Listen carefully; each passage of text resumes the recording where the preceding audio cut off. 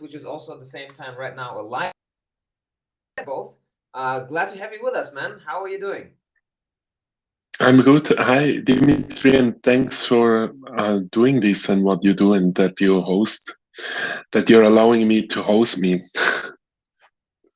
Yes, I mean, we talked quite a lot between ourselves, so awesome if some people heard some of the discussions, because I think like whenever we meet, we always go very deep, interesting things, and I think sometimes it's a shame, like when you have amazing people, you don't record it. So I thought, let's people record it so there's a history, and also so that we have fun and we discuss things in the deep. So welcome, and I guess maybe you can tell a bit about your lifestyle. It's quite amazing. um, yeah, it's nice that we have met. When was it? 2 weeks ago in Helsinki, in Hell. I'm originally from Switzerland. Would say 7 years now I had the privilege, and it's a very much privilege to be a nomadic person, which means I'm traveling. This year it was 10 months out of 12. And what I'm doing or where I'm really know, many people ask me. Usually I say I travel with my projects. So right now is around 10 startups which I support. Myself building a few companies till summer 15, and then I switched in order to become service to others. And I think it's an amazing lifestyle if you can make others successful, and having such a, my top value is freedom, having such a freedom life. I mean, I don't want to change with anybody. That's always my mantra. Not with a single other person I would give my life. I love it a lot. So, but of course, we need to appreciate every day. But what does freedom mean to you? Like everybody understands freedom in a slightly different way, right? Is it freedom to just like what is freedom for you? Freedom in a nutshell is to have choices, because many people have no choices. And you can even sit in a prison and have many choices, and of come from how I perceive, or um, how is my awareness dealing with my surrounding, my thoughts and everything. So people have proven um, freedom can be at any stage. Of course, for me, even COVID was a big limitation to my freedom. If I cannot cross my country border, that was too much for me. No government need to tell me where I'm allowed to go or not. That for me triggered a lot in the sense of freedom the past 2 3 years. Well, you've been, as long as you've been very free, in all senses of the term, right? But I'm thinking like about like entrepreneurs and businesses, like how do And maybe the second thing which would be helpful for the audience, the freedom is of course the choice, but also the choice of showing my color. And we're going in a very problematic area period the next 8 years. It already started 2 years ago, where we have to be black or white, and I'm not black or white. I'm colorful, and we are 8 billion since yesterday. We switched to 8 billion. No, it was 2 days ago. Celebration, of course, 8 billion colorful people. And I want to, sorry to say, fucking colors. And I don't believe this, what the religion and other have tried before to put us in boxes doesn't work. And as an entrepreneur, the most colorful entrepreneurs have proven also there you can be as authentic as you want. Maybe they call you crazy. Good example is Elon Musk. There are tons of those examples who don't give too much what the public opinion is about them. They're just being authentic and live their life as they would without the fame or the success. I was thinking about, right? Like a lot of people talk about purpose. Oh, I think Marcel just dropped out for a second there. I hope he comes back. Um, while he's there, maybe I'll talk about the purpose, because like I think a lot of people ask about like what purpose is and how to live a purposeful life. And I think a lot of them are looking for something very specific, such as, a specific job or specific life calling. And what I try to see more and more is that there's actually more to it, and it doesn't have to be a calling; it just can be a state of being. But let's see, Marcel is coming back. Marcel, welcome back to Earthians Unscripted again. The phone killed the connection somehow. It's strange, but the app. Oh, there we are. I hope we can fix the technical issues. Sorry for those of us who are on the live stream. Those of those who will listening be on the podcast, this will be cut, so that's not a problem for podcast listeners. But for those of you who are joining us live, I apologize profusely, and I hope that it doesn't affect your experience. If you are here, you can ask questions or comments. Midas is saying that something is up with my audio. That would be interesting. Strange. I'll use this opportunity to ask while we are waiting for Marcel to join.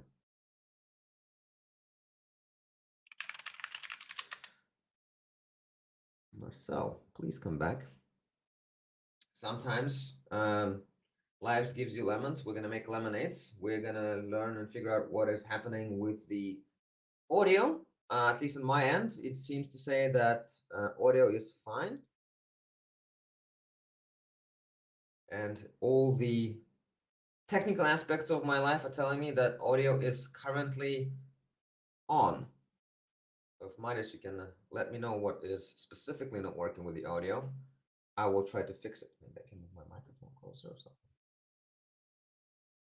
I hope Marcel can fix his internet connection. See if he messaged me somewhere. He said coming. Excellent. Well, sometimes I think these things happen. And as with entrepreneurship, the question is like, what are you going to do with it? And very often, I think when unexpected things happen in entrepreneurship, people freeze. But oh, Midas replied that he is much more quiet than Marcel. That is very strange. Okay, how about now? Okay, how about now? Maybe I will increase my gain a little bit and make it a little louder. Microphone, and we'll fix my side. My side of the equation will be fixed. I will message Marcel.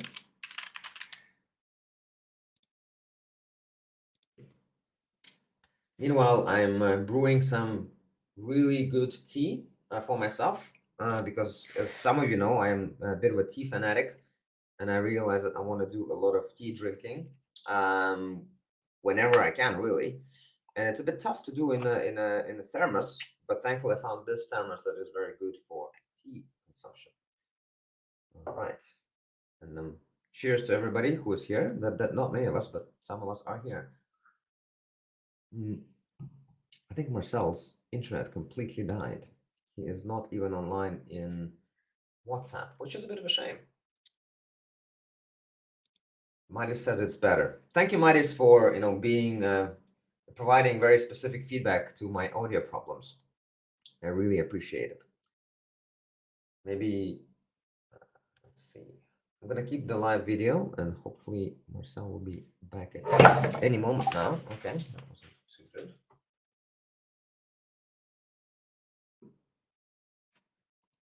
Marcel.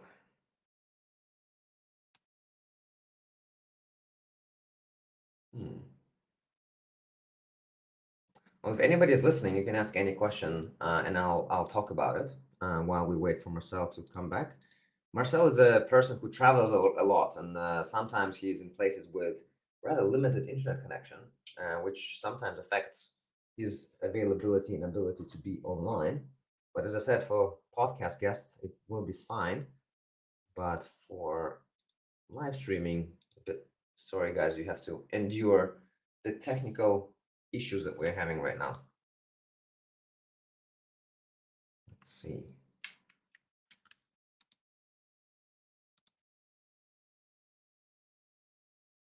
Dear Marcel. I can now interact with bodies. All right, so as we wait for Marcel, maybe we'll continue on my thoughts, just because I found it very interesting and very important in a discussion that I had a few days ago, and we were talking with a friend of mine about purpose and meaning. And the interesting thing there was that we were discussing what it is, and his opinion was that purpose, once you find it, it's a very clear state, right? It basically means that you know exactly what to do, in a sense that I am a shoemaker, or I am an actor, or I am a musician, right? So you find a thing which is for you the very thing that is most important, right? And I was arguing that that's not necessarily the case, right? That purpose can change and it is more of a fluid state. So, for example, when you wake up really early in the morning, on one day you might feel like an actor, on another day you might feel like a musician, on another day you might feel something else. And therefore, purpose is not a particular state that is ongoing forever and ever and ever, but on the contrary, it is a state that is happening to you on a daily basis, or minute by minute, in the moment basis. And that is, I think, the key thing for me is like to figure out this ongoing purpose, and living in the moment is what Marcel was talking about. All right, I think Marcel is coming back. Marcel, yo! That was super. My whole phone just crashed apart. Don't worry. I don't know what it was. I had the same thing. Sometimes the universe does. My sound apparently was not working very well, and then people about like my tea, and that I love drinking tea, and I spilled all the tea on myself. So like, things happen in life. Talk to the audience or to people about the. Oh, that's what you missed. Yeah, and I think the always a risk when you do live, but I prefer live, of course. But it always happens only when it's live, so no problem. Exactly. Well, thankfully they'll. Well, which will be, they will not know this happened unless we put it in. So let's see. So glad to have you back, Marcel. Talking about purpose, right? And I was talking about purpose while you were gone, and I was wondering, like, what's your take on it when it comes to purpose? Is there like a specific purpose, like say, I'm here and that's it, or is purpose more of a fleeting? How do you take it?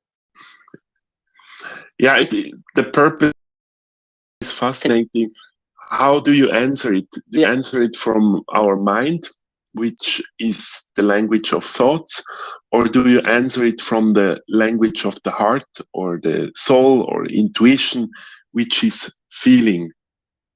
And that's a huge difference. And of course, when we ask our rational mind, what is my purpose, then the purpose comes from all the bias, upbringing, impressing others, blah, blah, blah. So you will true purpose on the mind level.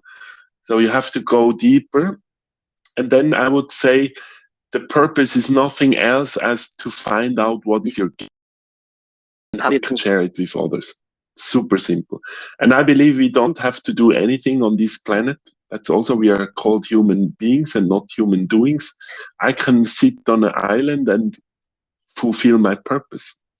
I don't need to run around in order to find my purpose and to live my purpose. It could be that I just stay times as monks are doing for decades.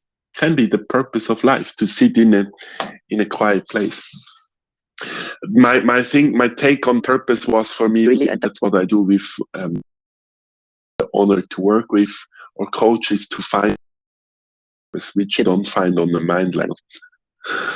But like a lot of people, when they listen, well, yeah, that's great, can sit on a mountain and meditate, and it's awesome. But what if we do that, right? Then nothing gets done, right? So if everybody goes to this higher and lives in this fleeting moment, would we as society get anything done? At some point you do need to get up and eat. So I disagree. I would say, even as a species, we don't need to get. Oh no. Marcel is gone again. It will be a bit of a solo podcast in this case if we cannot fix the internet. But he's coming back this time quickly. I don't know what is the app. The connection should be okay. It's not fiber connection, but still I'm working regularly from home. Well, at least now you're getting back quick. Have an improvement in that sense. You were saying? Oh, you were saying. All right, we need to learn how to do these things live and improve them, but which will be fine. We already recorded one podcast without issues, which was not live. For any of you interested, we'll be posting all of them on podcast services once we have at least 5 of them recorded. But Marcel is coming back. And something weird, but anyway, let's hope now it works. Fingers crossed, man. Marcel left at the moment. Let's hope that works. I wonder what that can be and whether I can do anything on my side to fix it. Sorry, guys. And there's a couple of you listening in. This is not the most entertaining. Well, maybe it is. I don't know. It's also about assumptions. Maybe you like. Maybe you like this. Who knows? People like different things. I'm gonna try to see if I can do anything on my end to improve the live stream situation, because there are some settings that I can modify to optimize for quality.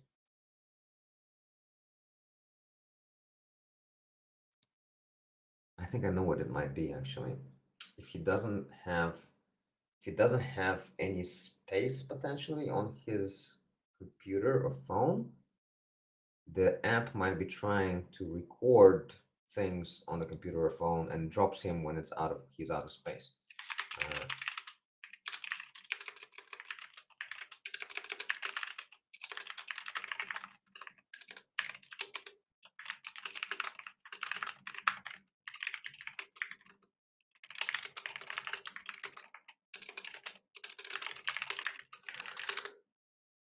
Because for those of you who might be interested, I'm using Riverside for recording.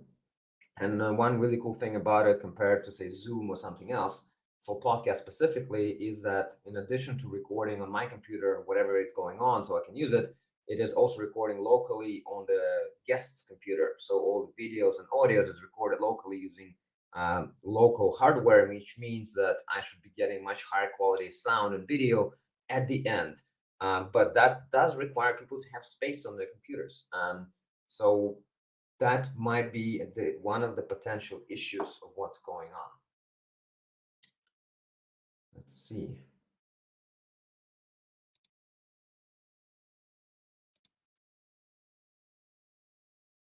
Marius, do you have any questions if you're still here? If anybody is still here and has a question or a comment, let me know and I can talk about it.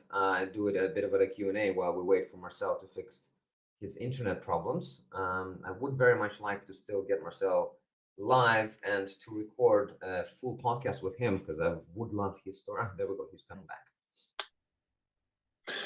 It's our last chance. I rebooted the phone and I have okay connection. It cannot be the connection. So let's see. Do you have space? Do you have space on your phone, like physically?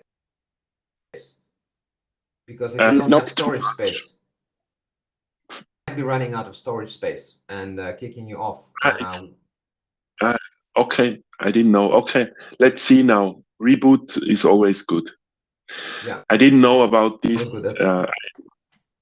First time I'm using this app, I kind of liked it from the beginning. Maybe.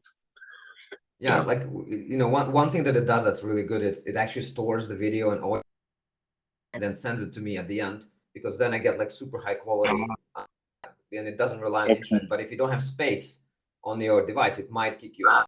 That is the reason. No, that isn't because of all my other movies on the phone. Well, let's give it a go. You're here with me right now. So for the sake of this experiment, let's imagine we're starting from scratch, right? Let's imagine we're starting the podcast completely from scratch. Technical issues. So, you know, welcome aboard. Glad to have you with me. We were talking about purpose, right? So, and we're it's specific, whether it's a feeling, whether it's a moment, and if everybody has this higher purpose and they just sit and meditate, we'll get anything done. Yeah. You challenged me with the question that if we as a species need to get anything done, and I contemplated when the line was gone, and I was like, I don't believe we need to do the tigers. Or I love to see how nature does. I don't believe they have an overall theme. They get their calories at most efficient. That's how we still operate. Humans are same like our animal friends. We get the calories at most efficient purpose. And then I kind of feel our nature is lazy. When you see the animals, also they don't hunt for the day after tomorrow. They eat and then they lie. They're human beings again. They chill, whatever, contemplate, enjoy the sun, the beautiful earth, and that's it. And with our over cognitive abilities, we are never in the moment, like a lion is in the moment. Or a cat. I love cats saying they're so much in the moment. I believe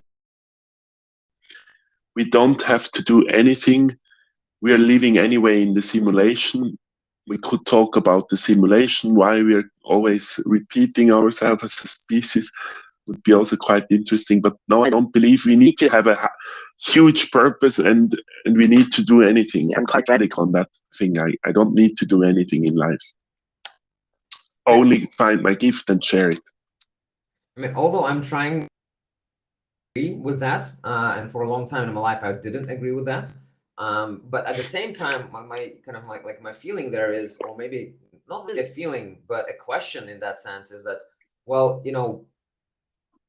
at the same time, right now we live in a society, right? And in this society, say if you live in an urban society in Western part of the world, and it's for one.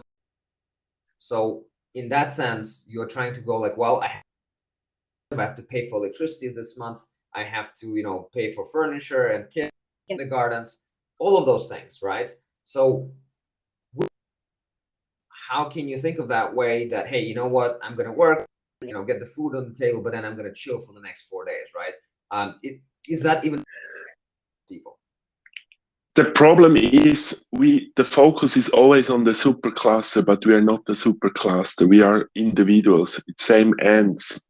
The ant need to know what is my task. And we don't know as a single individual. Most of us, 99.9%, doesn't know what's my task. Again, what's my gift and how I share it with others. And I get kind of frustrated to see how stupid we are as a collective, as a human, and I'm also part of this society.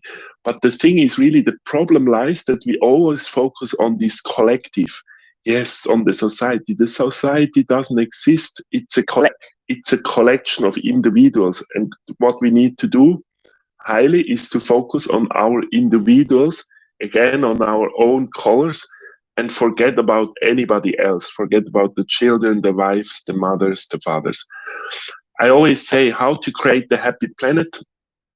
Quite easy. 3 months, everybody going inward, maybe going into a retreat, maybe take a gap, quitting the job for a time, and then finding his own piece of happiness, how I can be happy and how I can share it with others. And then we have a happy planet. I don't need to make anybody else happy rather than myself, and the rest will unfold. And that's why we're so highly inefficient. Let's talk about efficiency. We're highly inefficient beings. When you see, even a tree is more efficient than most what we came up of we could not build a tree from all the money and the technology we have. It's quite astonishing. Let's mimic a tree. It's impossible. We are not as smart as we believe and efficient. Definitely not as smart as. Definitely agree with that. But I'm also like trying to think of it like I love away and thinking about it. I remember you also to go in Estonia into the woods and stay there for 3 or 4 days. No phone, no watch. I think that was very important. There was like no watch, no time, just being present. And I learned a lot about myself, right? I learned hell of a lot, but I can't really was 100% sure with like what is my gift, as you call it, or what is my purpose coming up. Exercise that you gave me, where you stand in the middle and put papers out on different possible futures, right? So you stand in the middle. You gave me this exercise where you stand in the middle, you write possible futures in like what's going to happen to you in 3 months, in 6 months, 12 months, in a year, 5 years, and you put like lines out, directions, and you stand on each, and you go and close your eyes and you try to focus on life. And for each of these, like 5 was like Earthians, one of them was newsletters, one of a movie director or something, and I did it. Imagine that, and that.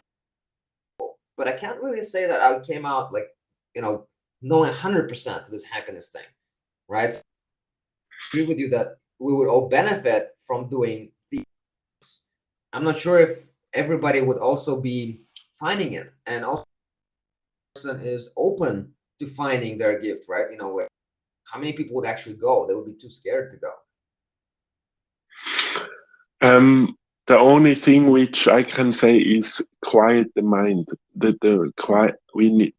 That's so much needed as a society, and of course as an individual. It's coming from the individual. We have to quiet.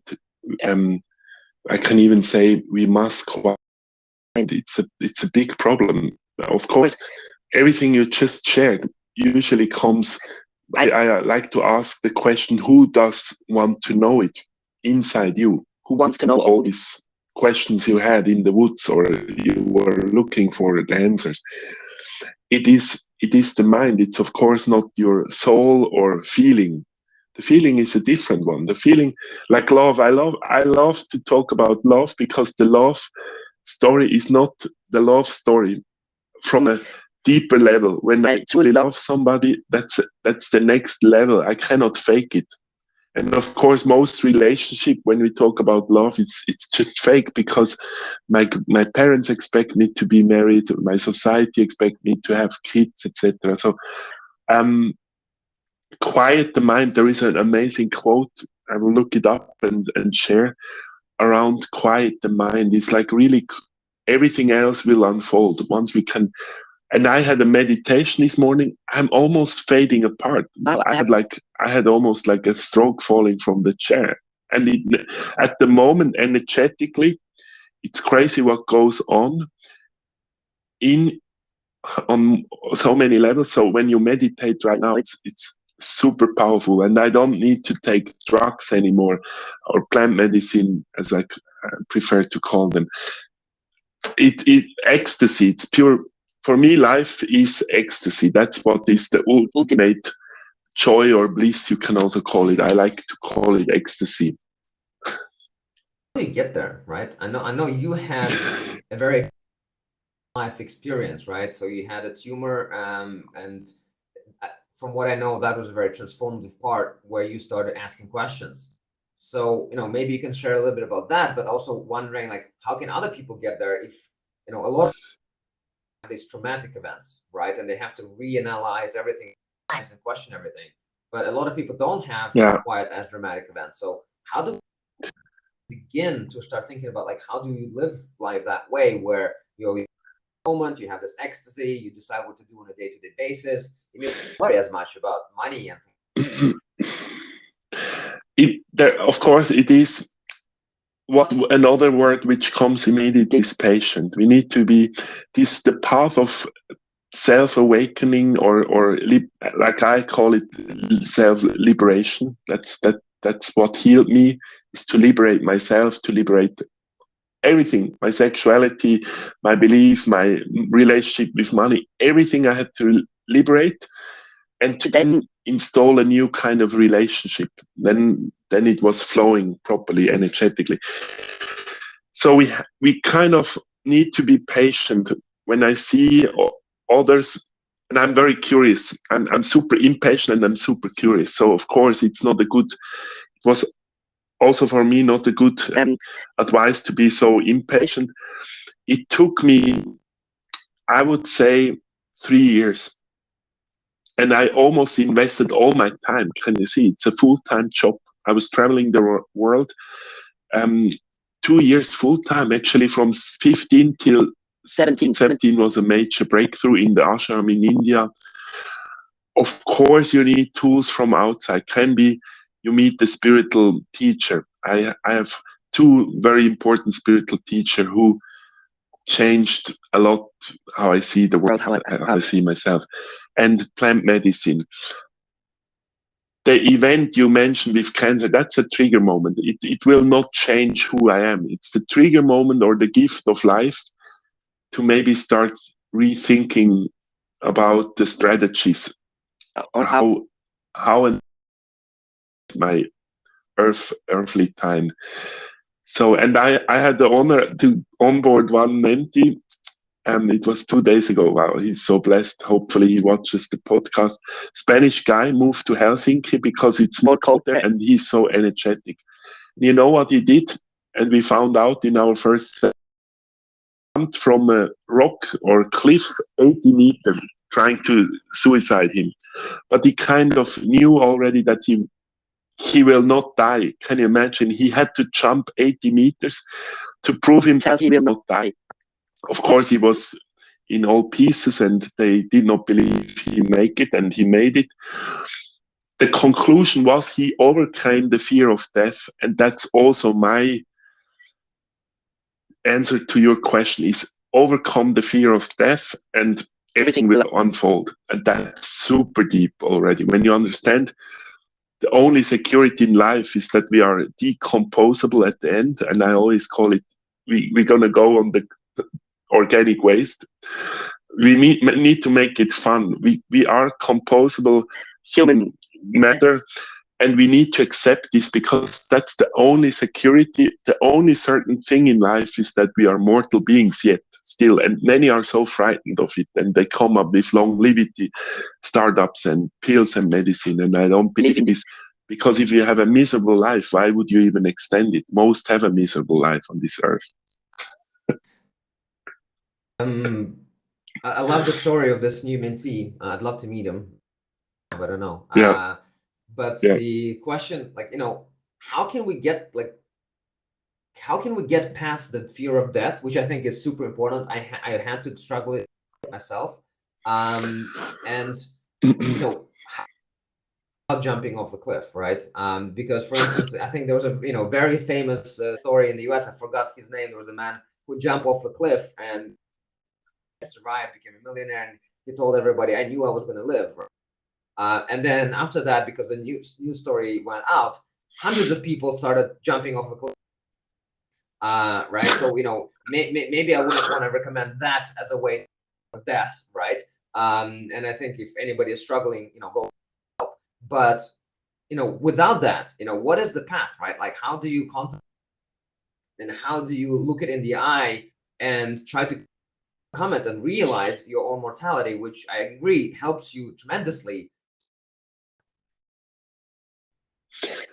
I would say, of course, you don't need to jump, actually. There are several ways, also external. Again, coming back to plant medicine, if you have an ayahuasca experience, it can, for some, it is the worst experience on life, in life. At this point, I only had one entrepreneur. I organize retreats on psychedelics for entrepreneurs, and only one had a shitty trip. And still, this is maybe temporary, as everything in life is anyway temporary.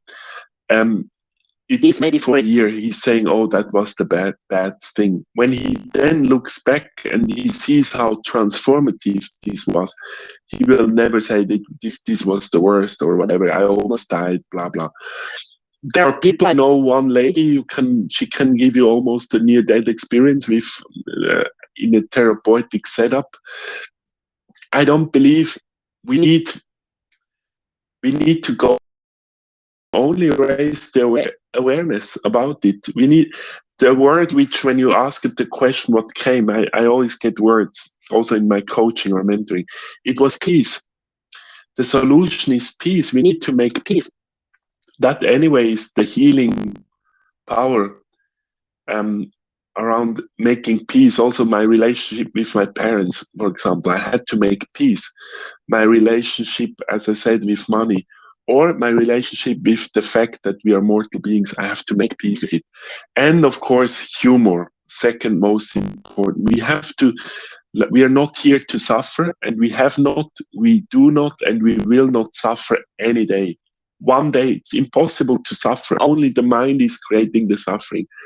All the Buddhist teaching, including this, and so many people have proven. So, joy and humor and peace, those are the ingredients to overcome the fear of death.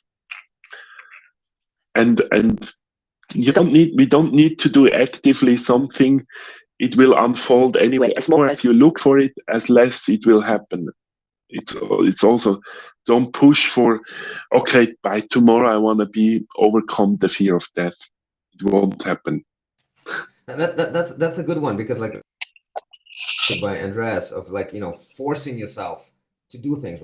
And I kind of have this feeling that, when you force things, and you're kind of even going away from the very thing you're trying to reach by the virtue of forcing it, right? There's a very interesting concept, Alan Watts talks about it, where you do things without really forcing it and trying to find a way that is more, how do you put it, unforced. But the question I have, or like the thing is that I feel that I am definitely as well a little bit privileged in that sense, right?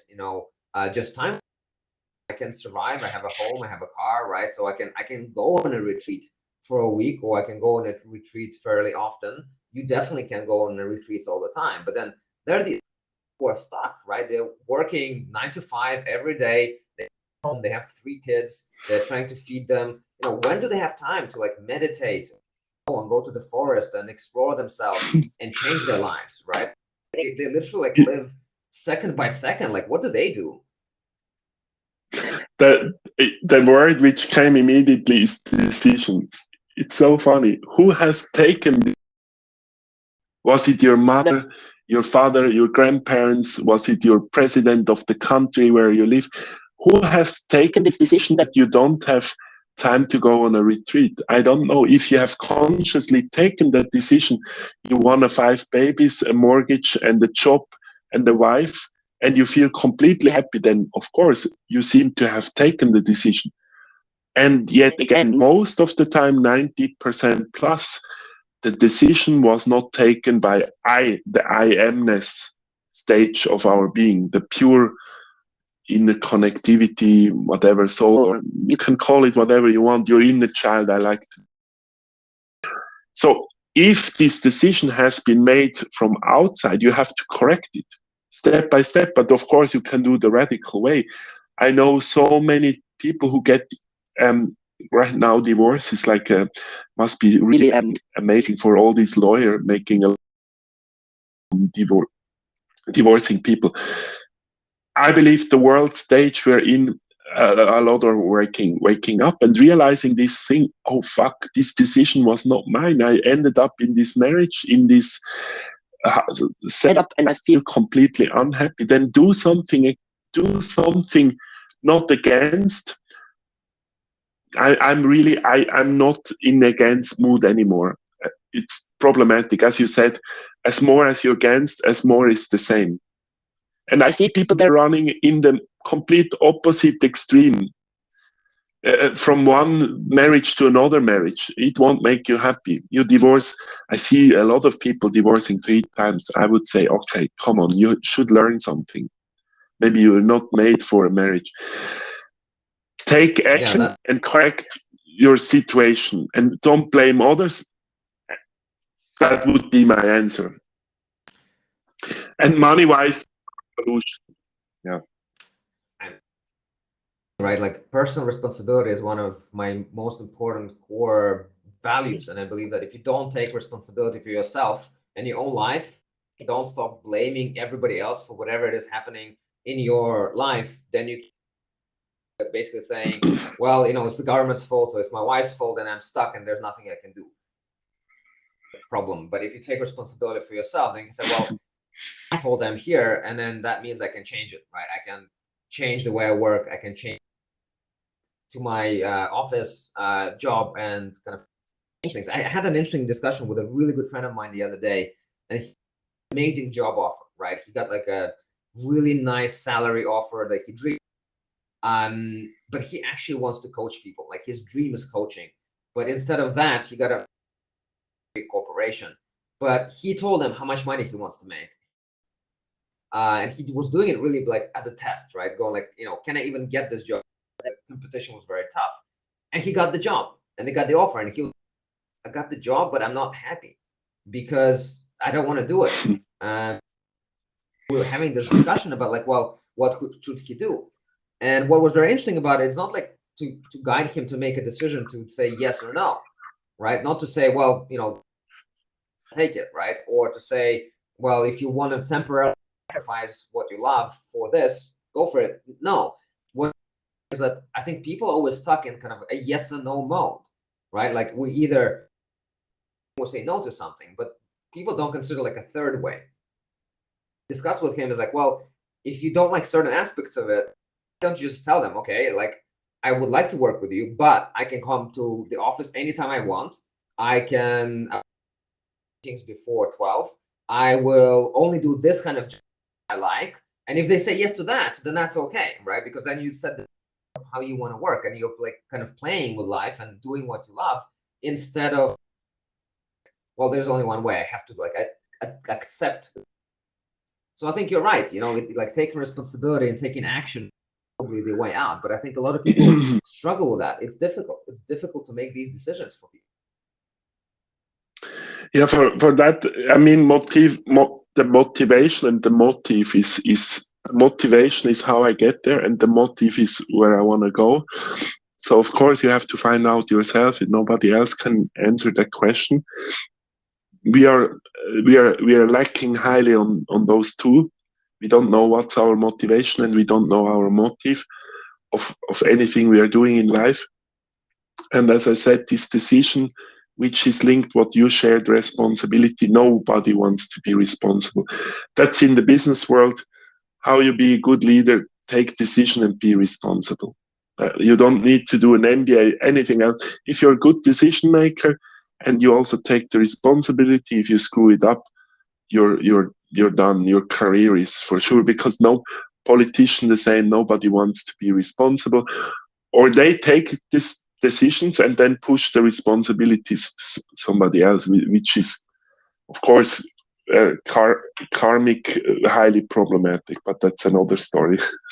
So taking decisions and responsibility for your own life. If it's miserable, say it is miserable. Also, then when I work with clients, I never wear white gloves. I always say, and I'm not a therapist. Nobody needs a therapist. I get so frustrated by the word of therapist. The only thing we need. Why do you get so? Why do you say like nobody needs a therapist when everybody's saying, "Hey, you must have a therapist"? What do you mean by that? You don't healing. We first need to understand why we would go to a therapist in the first place. So something we want to fix, something we want to heal. Healing is, and I can relate. I know a lot about cancer. Doesn't really matter what you want to heal. So in my case, I heal cancer. In order to heal cancer, you have to understand what's causing the imbalance. You need to understand, why is my body producing a cancer? It's not stupid. It doesn't want to destroy itself. It's so stupid to think that we have a self-destruction button. We don't have. Cancer is a form, an expression, a very deep message, or it's profound from our body, a sign that something is out of control or imbalanced. And it can have deadly consequences if we are not making sure to find what's causing the imbalance. Imbalance can be a lot of things: stress, nutrition. On my side, it was on all levels. All levels were screwed: food, nutrition, my environment, my thoughts.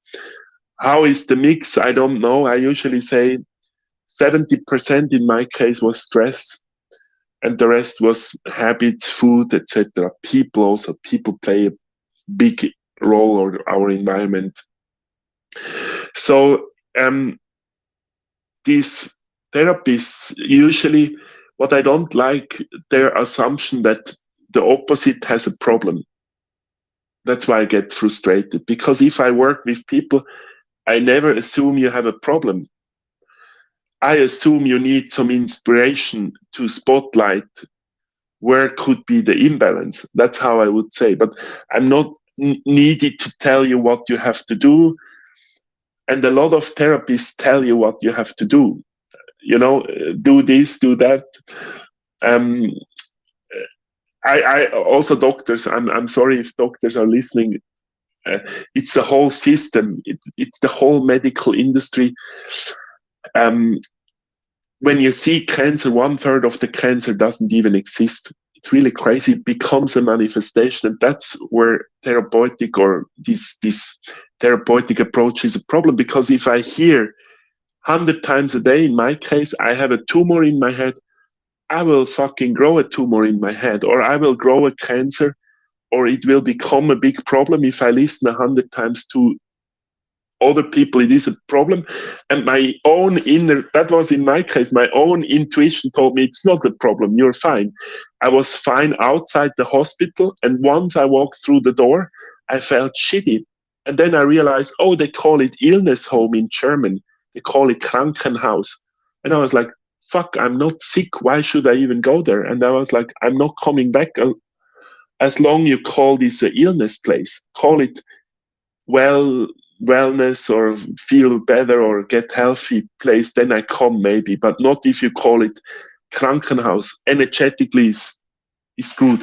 That's the short story about this therapeutic thing, that I assume the others have a problem. My assumption, nobody has a problem on this earth. Nobody. We are lazy beings.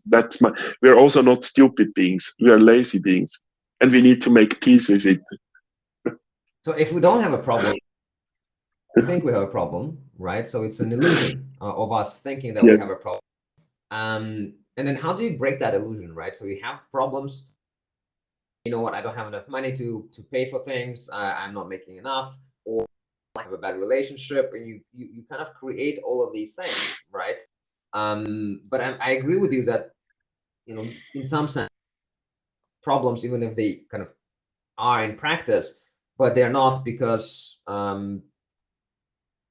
the question, what is the worst that can happen? And you have to really try to understand if the problem is really there in the present moment. And a lot of the time, really think about it, like, you know, I might have some problems, but if I'm like really thinking about it, I'm like talking to you right now, right? So all of these problems, they don't room, I'm talking to Marcel, they don't affect me, whatever, right? So, but how do you break these illusions? How do you start going and realizing and actually illusions, but the other way is to start acting in a new way and changing things, like how do you get people to actually take action that they haven't before?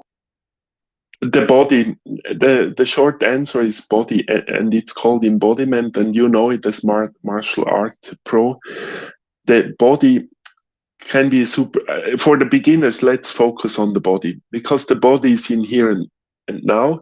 Also our breath. We have these two wonderful gifts. Breath and body is right now. It's really in the present moment, and the body only knows needs. And what are the body needs is some warm in winter, some cold maybe in summer, a little bit of food. Some people don't even need to eat, like plants, and water, of course, we need. So super basic. And then on top is the wants. There it gets complex. The Maslow pyramid, the first layer is really kind of the needs.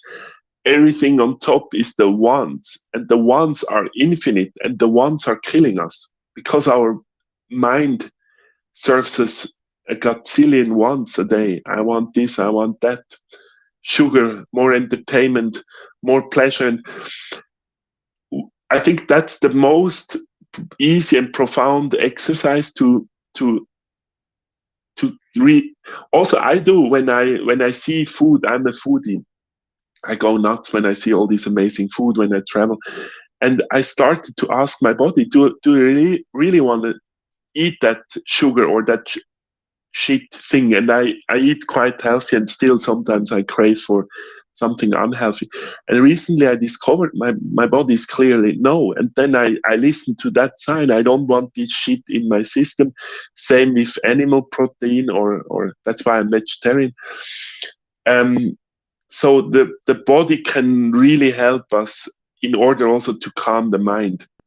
And from there, you kind of have to we go. learn more, because very often you have like a complete misconception about what it wants. Because, like, for example, I recently did a fast, and Age was asking me how it went in the comments. It went very well, and I really enjoyed it. But one of the things you learn when you fast quickly, I've done it maybe 5-6 times now, fast, just water and tea, and like 5, 6, 7 days, and learn very quickly is that hunger, like the thing you call hunger, right? This feeling in your stomach, which is very comfort, like, everybody's used to it. Every day you have that feeling where you don't eat a little bit, and in like 3-4 hours you have this feeling, and you call it, parents called it hunger, everybody calls it hunger. But what I realized after doing fasting is that, and everybody who does fasting seems to come to the same conclusion, it is not hunger, it's actually thirst, right? You actually want to drink, is you have a desire to drink. So when you're fasting, you have the same feeling, you take a glass of water, you drink it, 5 minutes, it's gone, right? So a lot of the time we misperceive things. We believe that something is one, but actually it's the other. So we think, oh, I'm eating this and therefore I'm hungry. No, you're just thirsty, right? So the reason for this example is that, like, well, how do you get to know yourself? Because perceive the things that your body wants. It is sending you signs. I agree. It is telling you what you need to do. It is telling you everything you need to do. But it is the difficult part. The listening is the problem, because you perceive, you don't listen, you don't act, and you're gonna, and you also the wrong cravings. Like, you have craving for sugar, but that doesn't mean that your body wants it. It is indicating that there is a craving, right? So I think that is the difficult part. Do you have any tips on that, or?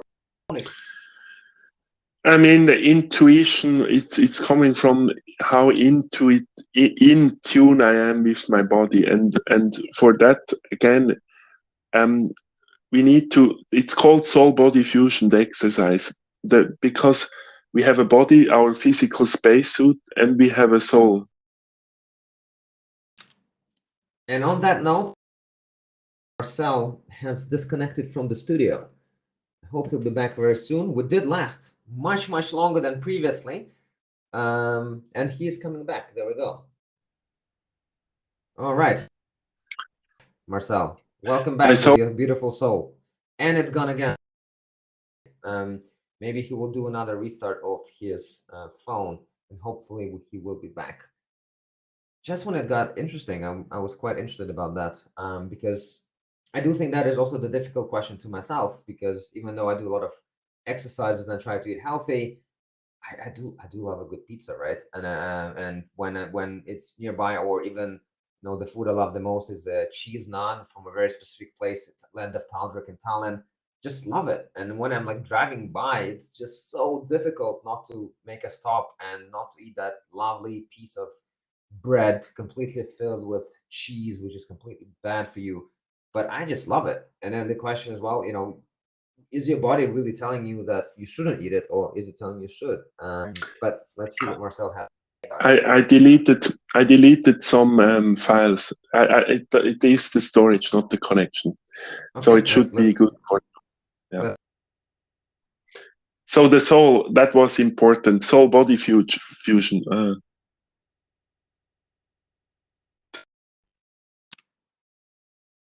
Oh, he is gone, but it seems like he got a sort that he will be kicked out. So let's see. Yeah, there was another question coming, and then it loses the connection. But now it should be good.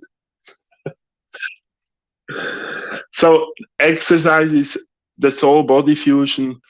How you can do it, I would say the best exercise, of course, is meditation.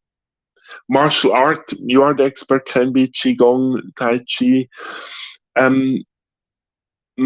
There is no way around meditation. I see myself when I don't do it for a few days, I feel dirty energetically. It's same like having no shower. Physically, I need to have a shower energetically, which is my meditation. And it takes 20 minutes a day. It's not that you don't need to do a 2 hours vipassana every day to maintain this deep connection. And I think the benefit, the rewards are infinite. My life would look, I could tell you so many crazy stories where magic happens just because of the intuition. You remember back then when I canceled Burning Man. I was so excited to go, and I told you I have to be in Switzerland end of the month. I'm out. Yeah, and I was gutted. I really wanted you to come. It was one of the best decisions I took in my life, and because I went for ayahuasca, and I knew I'm gonna meet two amazing human beings. Basically, my intuition was saying, "Go there, meet Aya, and also meet people." And my life would look so much different if it was, I think, 30th of August. Don't even know when it was. It was 19, I believe, 3 before COVID.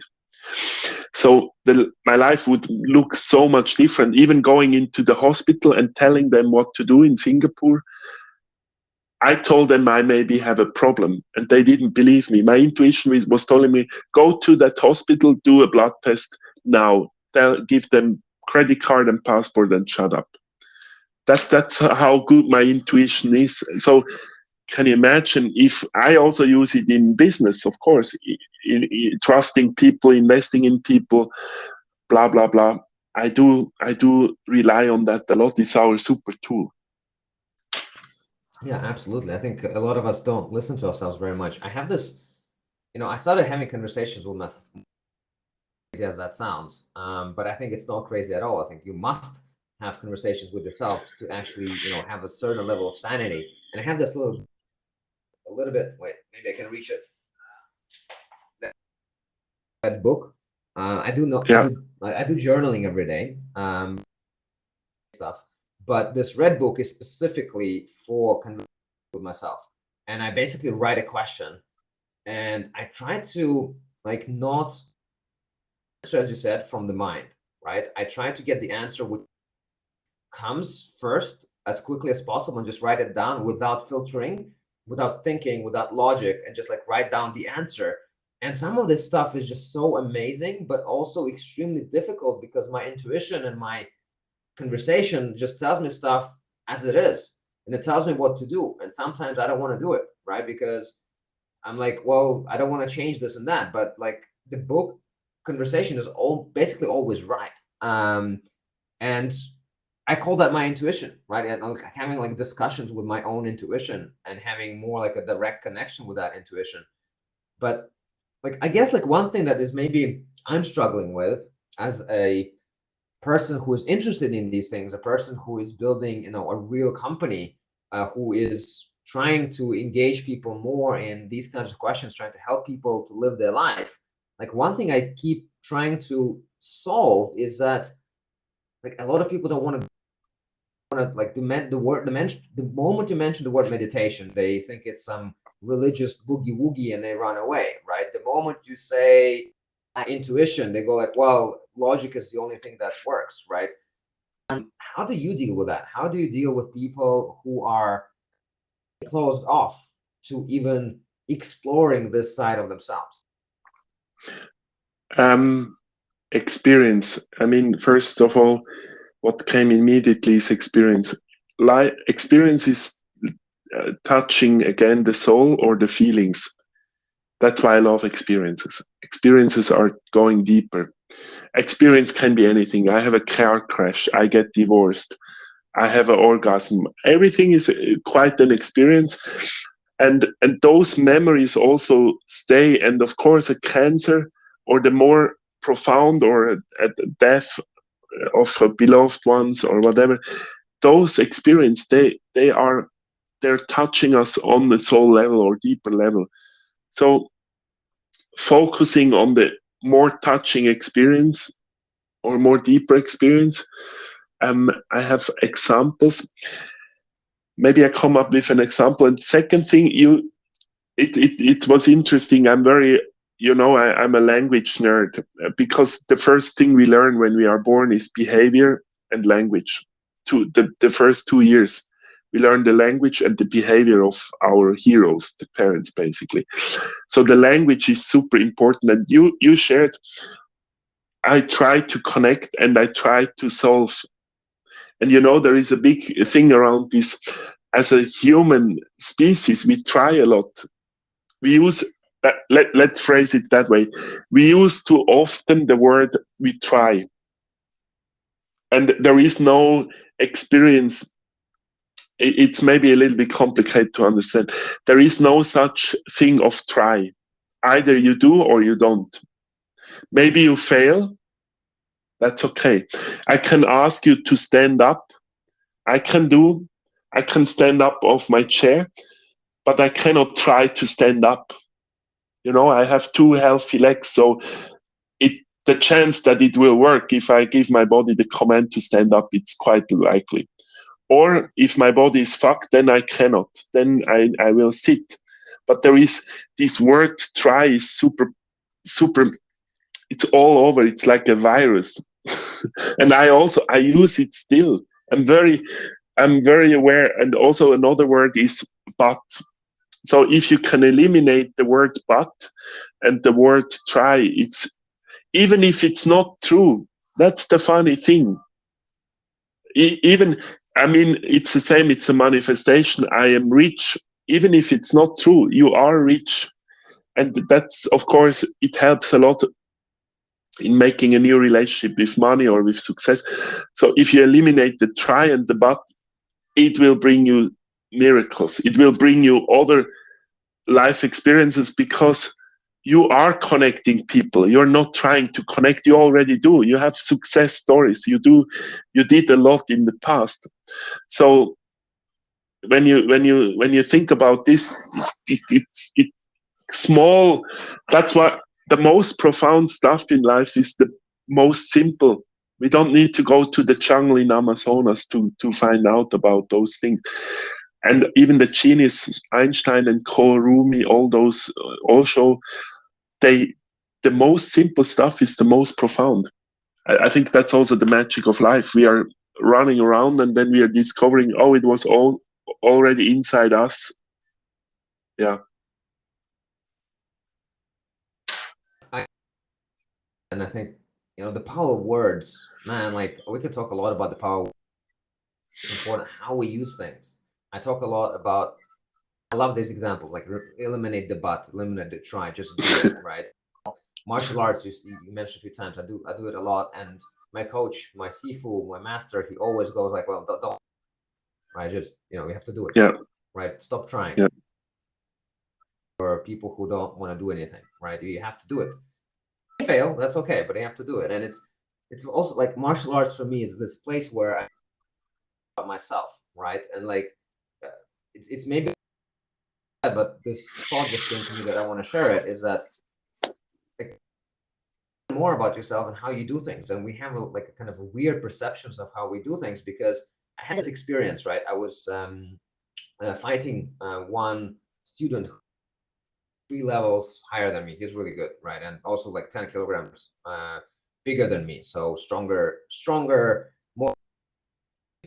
And of course, I was losing. That's okay. But the interesting part was in Wing Chun, martial arts, you're supposed to like punch from the middle instead of like hook punches, or like you still have them, but the main one is from. And I was doing it, and Sifu, my coach, stop punching from your ears. And I'm like, what? He's like, you're punching from your ear. You go like this and you punch. I'm like, no, I don't. He's like, okay, you can believe that. We start fighting, and he records a video. And there I am, I'm like, punching from the middle, right? Not from the middle, but from the side. And I was like, isn't it interesting that our consciousness tells us we think and we perceive things, and we completely believe it. In my mind, I only did this, right? I never did anything wrong. And then, oh my God, like my consciousness grew in my mind about myself. And I'm not saying it as a bad thing. It can also be a good thing, right? Because even if you're not rich, if you believe in yourself, you will are, and I think that can be very helpful sometimes. But it can also be a problem, like in martial arts, right? If you don't know that you're punching wrong and you continue forever and you don't listen to anybody and you don't listen to like this mirror and feedback, you will never change it. So I think that is interesting, even though off topic here. I liked it because I would conclude what you maybe want, or what in the direction you went. We need to have external validation. I always say validate, meditate and validate. Validation can come from our partners. It's the best tool. It can be also from the kids, from business partner, blah, blah. So, or from a mentor in business. I believe if you really want to become successful in business, I always had mentors. There is no way around. You shared that the martial art showed you that you made a mistake and you were not aware. I show you one mistake or one sentence you just said, and it's incredible because you said I was losing, but it is okay. You need to contemplate on that sentence. I wrote it down. I was losing the game against this bigger, fatter guy, and you said I was losing, okay, but it is okay. And again, there is the but. So Yeah, of course it nice is catch. deeply inside. It was not okay for you to lose, and I know you don't like to lose, and it's no problem with it. It's to see how powerful this, and I that's one of the first thing I give away as a tool is really to focus on the but, because even the society I can explain by this word. There is a good author. The book is over there. It's called Transcending by Armin Risi. He's a Swiss guy, and he's describing the duality and polarity. Now, maybe that sounds already complex. What is duality, polarity? So, polarity is nature, day and night, male, female, one and minus, moon and sun, earth and sky. It's polarity means both. Everything exists in a polar way, and it's okay. Both is the difference between the two, male and female, is the end. Yeah. Plus and minus. And then in 1750 with Darwin, he and the religion, we freaked it out with the denial of energy. We only focused on matter. And we started with this really crazy, I have to say it frankly, fucked up concept about duality. And in duality, that's a big problem of our society. We have to choose, because we replaced the and with the but or, either but or. So there is Jewish or Christian, there is homo or hetero, there is black or white, there is Russian or Ukrainian. I give a fuck about choices. In that regards, I don't want to choose in a dual environment, because once I choose, I judge. Back to your sentence, when you listen to politicians, they use a lot this but. I used a lot. I said, I love my family, but I don't feel connected to them energetically, which is true. I love my family and I am not connected.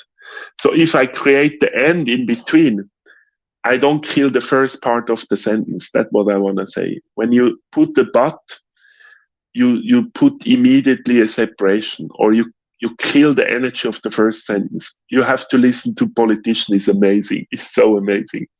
So replace the but with and. I was losing and it is okay. Then Thank you for that. That was a good catch, and it's so interesting. Like yeah, it was exactly like it was interesting in the metaphorical sense, because I was giving you an example of how I don't notice how I do things physically, and then like I immediately every moment don't notice how I do things with words, right? So it's kind of like you're like the Sifu who knows the word thing, whereas my Sifu notices the physical thing. It's the same thing, right? I don't notice when I say these buts. You have to notice, and I love that thing. Remove the but at the end with non-dual thinking, and I really think it is one of the most important things. And I struggle to explain non-duality to people, but I think it's recently had like this week and last discussions about my project about Earthians, and it was so interesting also how things, right? So I'll explain what we do, and then one person the last week, he was saying, "Oh, too extreme capitalism. Everything it's just too capitalistic." And I'm like, "No, it's not." And we had to explain why it's not. And then it was so interesting that also this week I had another discussion with the person, and he was like, "Oh my God, this is complete socialism. It's because it's too socialistic." And it was so interesting to me that I spoke to like two people, explained the same thing. One of them saw it as complete socialism, and the other one saw it as complete capitalism. And to me, it's beautiful because I'm like, yeah, it's like there is no or, there is no but, right? I think like good systems, they or they use a or, and they are flexible, and they can in 1 second and something else in another, and depending on circumstances. But it was very interesting to me how people have to choose, because they have to.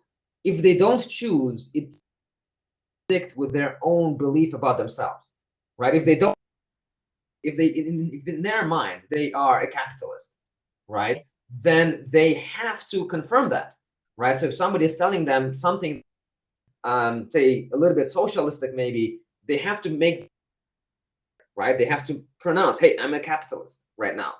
And I find that very interesting that people have their identity by making those choices, not having to make it who you are. Yeah, that's for me. And even if you can do the exercise after, when you speak out those sentences, so different. If you I was losing, but it's okay, and I was losing, and it's okay. It's such a difference, and from the feeling or energy wise. And so yeah, this polarity duality is a big thing for and of the elite. Of course, they want us to separate. I mean, the religion, I always say all the dictators, all the religion, their foam would come out of their mouth.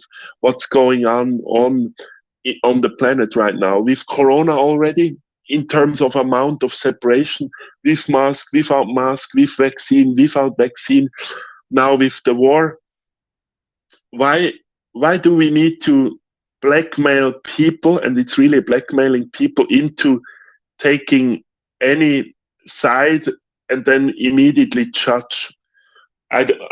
My first answer would be, where do I get the facts from? Even if I'm cognitive fit, I would say, so give me the real data. I want to talk to the real people to build up my opinion, and not watching TV or this mainstream propaganda, which, by the way, has never changed the past 100 years.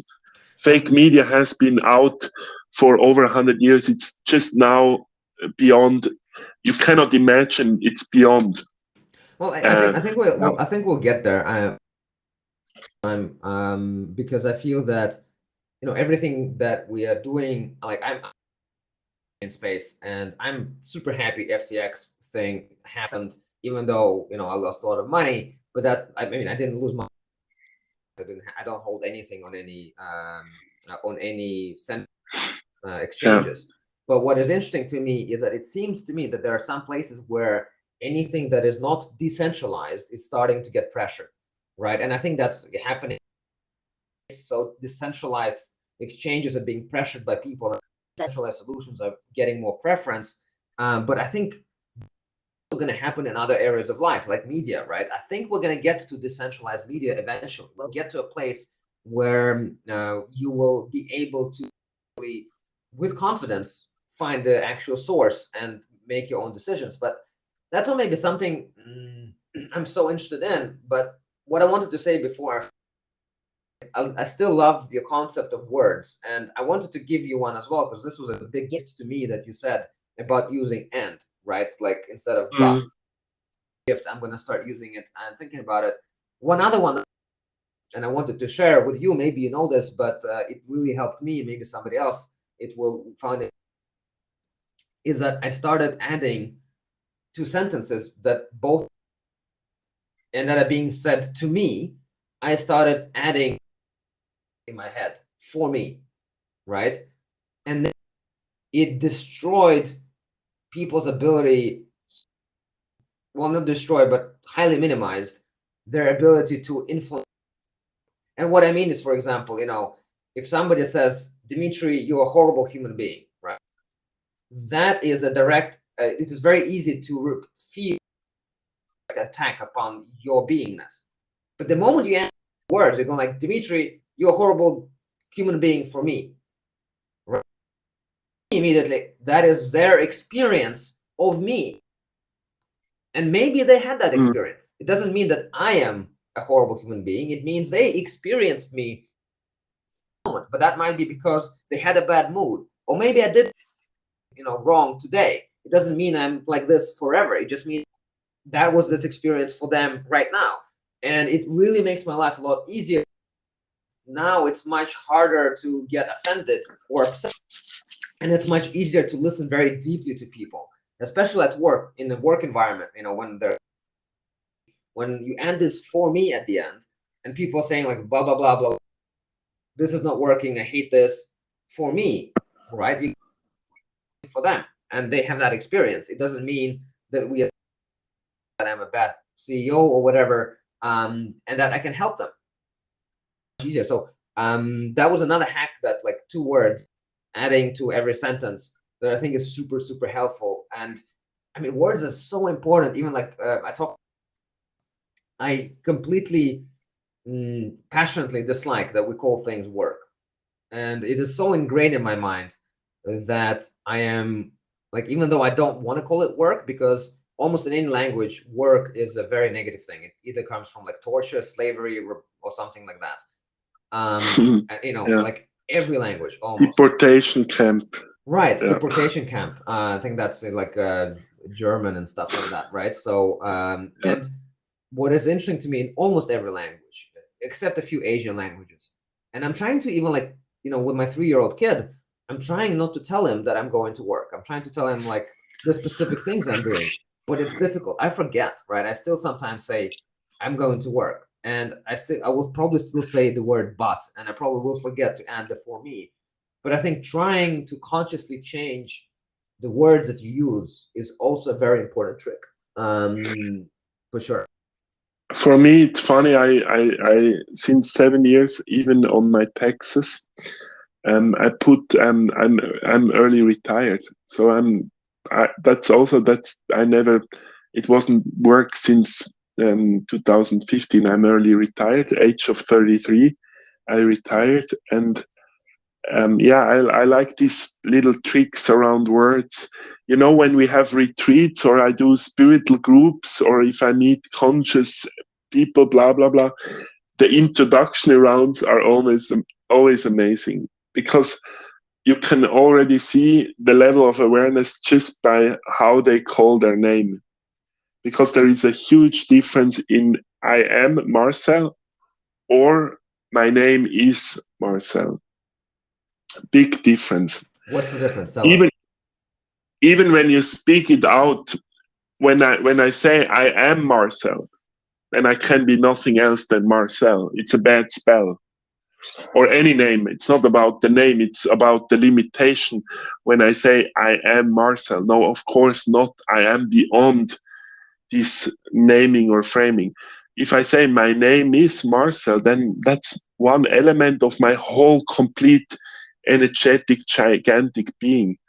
So that how we call ourselves is super important. And there is a quote for the intelligent listener. If they have pen and paper, write it down. It says, observation is an act of creation through its limitation. So that means the matrix we build our reality. It's the same if I tell this thing, 3-dimensional object, if I say it's a glass, it is a glass. It cannot be anything else. But we don't know if it's really true. We don't know it can be. We don't even know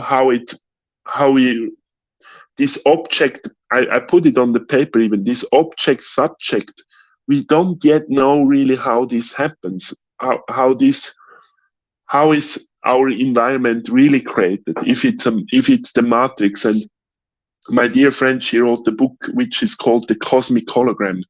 She was Businesswoman of the Year in UK, Jude Carivan. Amazing book about that we are living the matrix. And even in Sanskrit, I have to say this, I love this word. The Sanskrit alphabet, and our friend Alok, he's quite good in Sanskrit. The Sanskrit alphabet is called matrika. So it's really, oh my God, we are living this simulation, and words help us to be maybe also stuck in this simulation, or to have another experience in the simulation. When you see the words around real estate, I love real estate, it's a passion of me. When you see the top 3 words we use in real estate, you cannot believe I share it. Mortgage is a coffin. So you're once you get the mortgage, you're in a coffin. It's for dead people. We call it apartment, to be apart from each other, and we call it flat, to be flat. Oh, So yeah. we have. It's almost like bad spells, and it's intentionally. You cannot say it's unintentionally. There is truly some things behind, and what I need to do is just to raise a little bit the awareness when I deal with those words. So I guess I know you're building some real estate. I guess your units will be called togetherments. Together for freedom, whatever you want to be, units.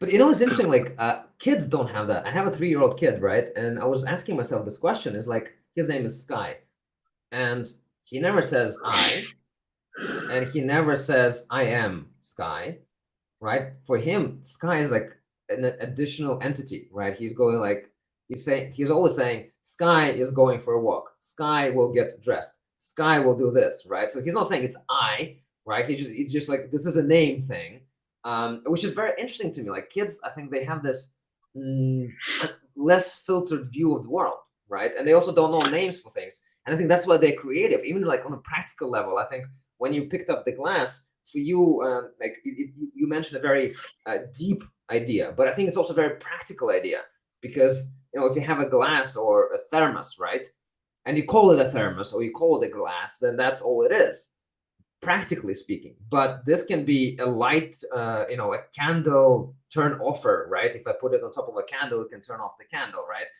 It can be, a heating device. It can be so many other things. If you take away its literal meaning, because your brain will then be free to creatively think about it. A glass can be, so many things, and there's an infinite amount of ways of how you can use a glass.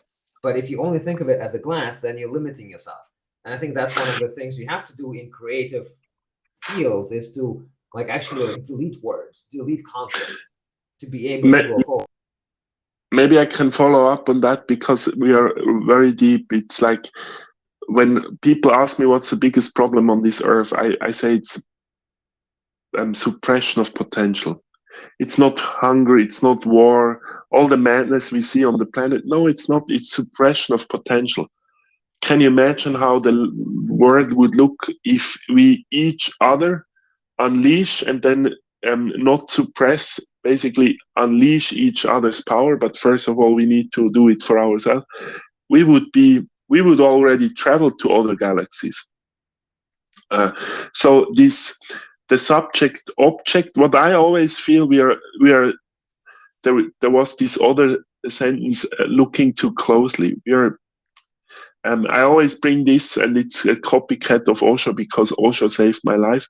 He said, isn't it stupid? We all want to be actor, we want to be dancer, we want to be painter, all these objects, kind of, painter, the artist, the guy on stage. Some label is given them. Yeah, but then he's saying you can relax if you go to the next level, when you relax from that target of becoming this person, because the next level would be you become the dance, or you become the act, you become the performance, you become the music instead of the musician.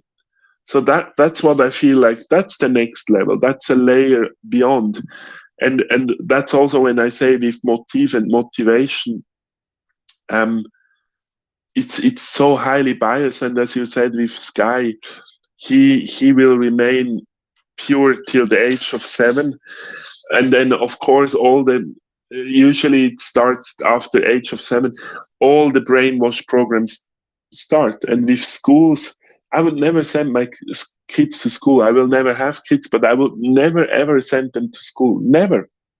But again, the system, of course, is not allowing it, because it says we have to brainwash everybody equally to be a good consumer and worker, and not and watching TV and eating all this abundant sugar. And trust me, in all the crises we're going to see in the next 8 years, sugar will be always abundant, because sugar makes us stupid.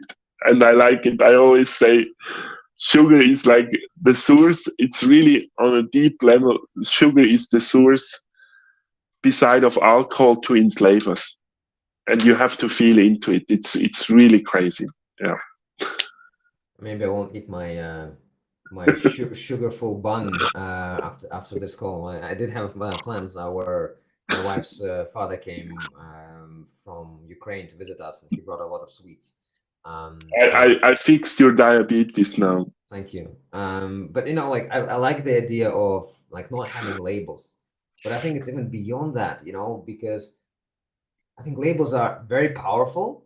For example, what I do every morning now is when I start my day, I give myself a label for who I want to be today, right? So I'm like, I write it down, and I'm like, I want to be this or that. But I like the idea of not putting it as an actor, but putting it as the act. So maybe I will experiment with that. But it is a very powerful tool, because it enables me to experiment daily and to change who I am. But it is also, in some sense, a limiting tool, right? Because basically, it is limiting because if you limit yourself to be an entrepreneur, right? And you go like, well, I'm an entrepreneur. You always say I'm an entrepreneur.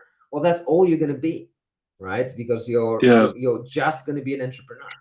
And sometimes I want to be a writer. Sometimes I want to make movies. Sometimes I want to do business. Sometimes I want to do podcasts. Sometimes I want to play board games. Sometimes I want to explore life and walk and run and do so many, many, many, many things, right? And I want to have thousands of labels and experience thousands of things. And if I limit myself to a choice of 5, which is what most people do, right? Then it becomes a very limiting life experience.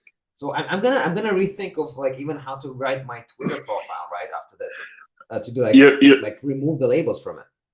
You know how you do it, and that's coming from Joe Dispenza.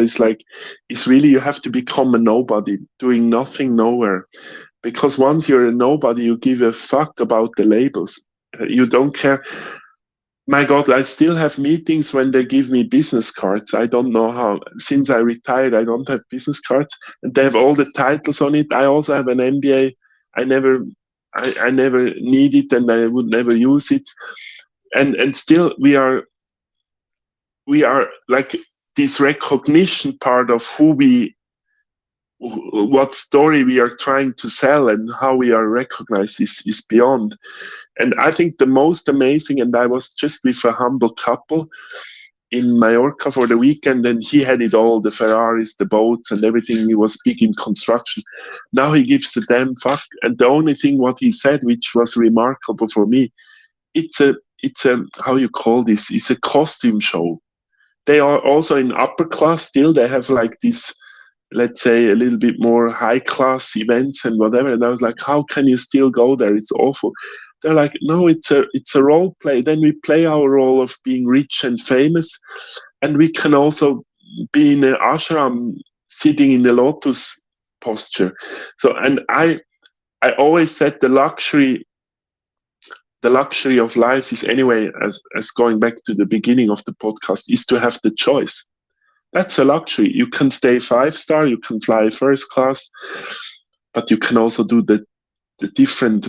You can also have other experience. You're not stuck in that role of being this rich celebrity or whatsoever. And I think that's happening a lot, meaning a lot of entrepreneurs I know, successful ones, materialistic, they really look now for purpose and meaning because they realize, and that's also a good point when we are about to die, pass over, which for me will be celebration. We get, my theory is, the religion call it, even the Christian, how I grew up, they call it the fire, the Fegefeuer. You're gonna go through this fire. And how I call it myself, or how I see it myself, is I get the bill served how authentic I was to myself. Isn't it that simple and beautiful? Because I can cheat and betray and fake everything outside. I can behave like I'm the king of the world. On shoulders of other, I will pay my karmic thing.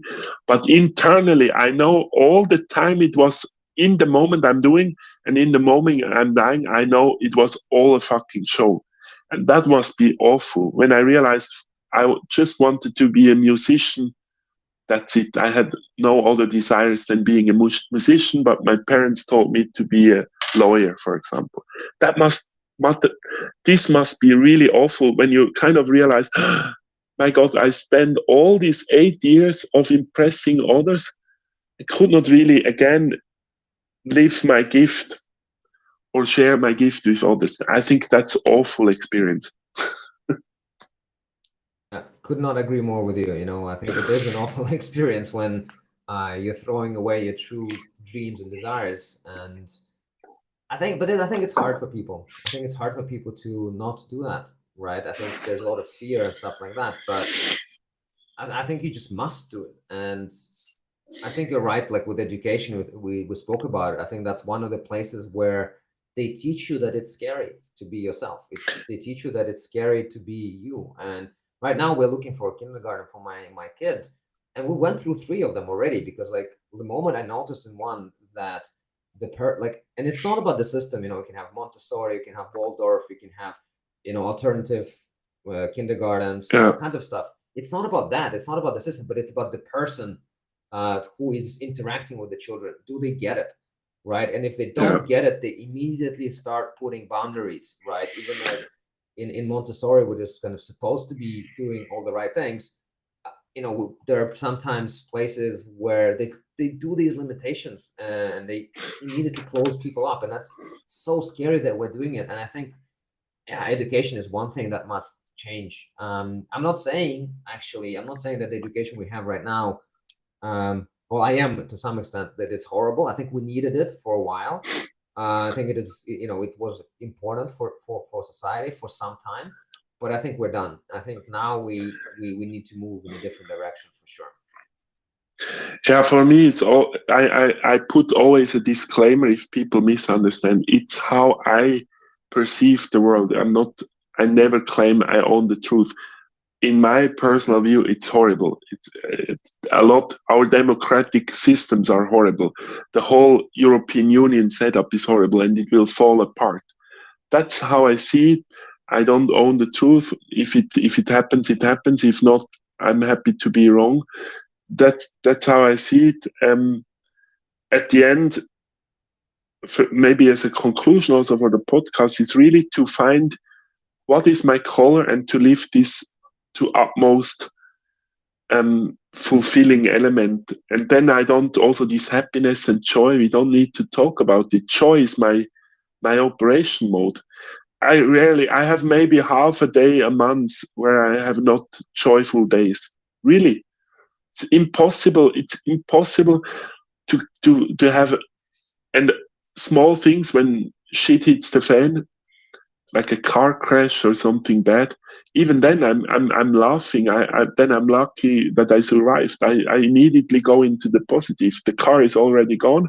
I had one accident like this. I was laughing, and everyone was like, "Oh, that was horrible. Are you fine?" And my father was so worried about the car and me, and I was like, give me everything. Give me all this experience, and that what really makes life incredible. It's such a joy to be alive, and it's a privilege. And I can only say, don't waste it, because it needs little that you understand how big this gift is, and how tremendous, incredible life can be. Doesn't need that much. Yeah, I love what you're saying here, and I think maybe that's a good point to bring it to a close, because I do believe, like, the solution to most of things is for people really living up to their fullest self, to their fullest potential, as you said, to being themselves. And maybe like one thing we can end this on is, like, what are your practical tips, right? Like to get there. Like, how do you break free? How do you get out of that zone, right? You mentioned meditation. You mentioned a few tools already today.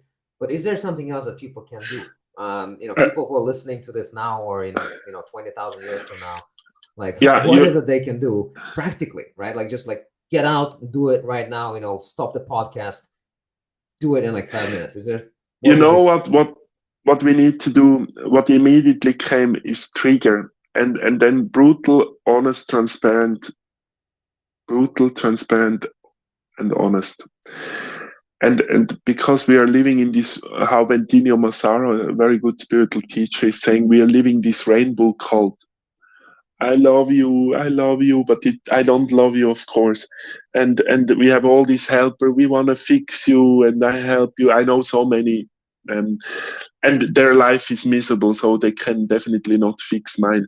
So triggering each other, and you maybe noticed I use a little bit the vulgar vocabulary, and others I was kind of liberated from and with use this as well. Even as a maybe more awakened person, I can consciously say, gonna fuck you or whatever. We don't need to pretend to be already 100 years enlightened.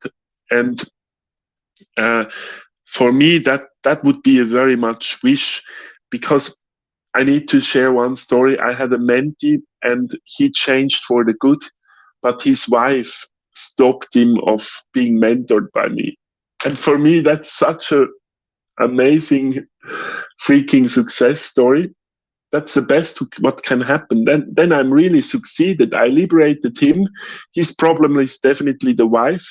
And how can you end up in, and they will get at a certain point divorced, I bet everything. How can you go into a marriage or in a relationship and suppressing each other? I don't understand.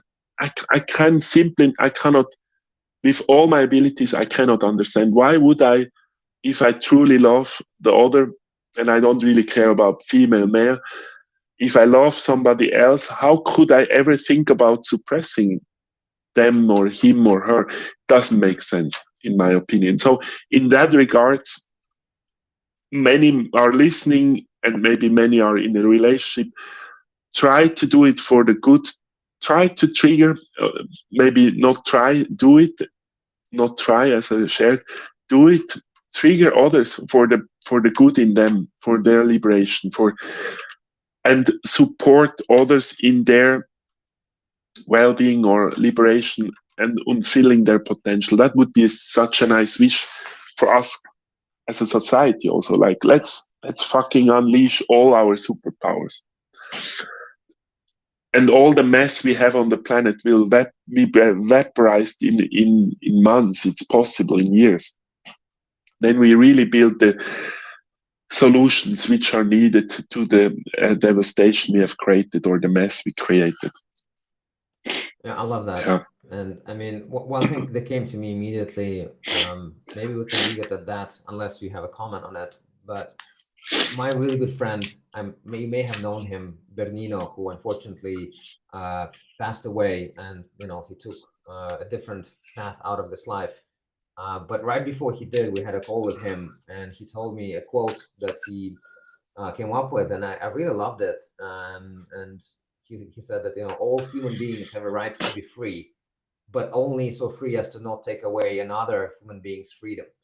And I really love that quote. But I think for that to work, you really need to be free. You really need to act free, and you really need to push your own freedom and realize that you don't actually have to, like, that you already are free, right? You have to realize that it's not something you need to create. You already are, and they just need to act it out as fully as possible.